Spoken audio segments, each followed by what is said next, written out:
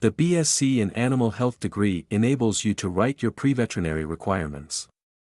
Research areas include the morphology and behavior of domestic animals, the relationship between workers and animals, and the safety and quality of feed supply. You will have the opportunity to apply your knowledge and skills through real assignments, case studies, and practical skills development. You'll work closely with agricultural animals and have many chances for industry interaction.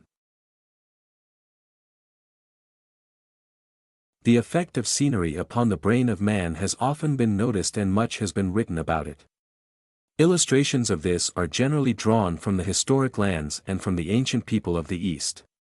The civilized races, such as the Greeks, Romans, and other nations who formerly dwelt on the hills of the Mediterranean, are taken as examples.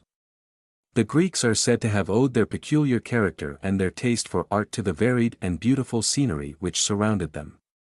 Their mythology and poetry are full of allusions to the views of nature. Mountains and springs, rivers and seas all come in as the background of the picture which represents their character and history. The same is true of the Romans, Egyptians, Phoenicians, Syrians, Hebrews, the ancient Trojans and Carthaginians. Each one of these cities seems to have been affected by the scenery. Baking as a business or profession has never been confined to the making of butter alone, that is to say, bread in everyday use. A baker we take to mean a person who bakes and prepares any starchy substance intended for animal food. Therefore, baking not only includes loaf bread baking, biscuit baking, fancy bread baking, but also pastry making and confectionery. Two of the most essential things in bread baking, in order to make a full-flavored, showy, and sweet loaf, are good yeast and good flue.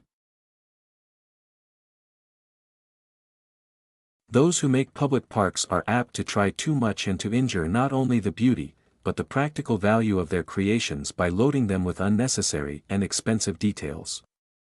From the time when landscape gardening was first practiced as a fine art to the present day, park makers have been ambitious to move the face of nature, to dig lakes where lakes did not exist and to fill up lakes where they did present, to cut down natural hills and to raise artificial ones, to plant in one place and to clear in another, and generally to spend money in construction entirely out of proportion to the price of the results obtained.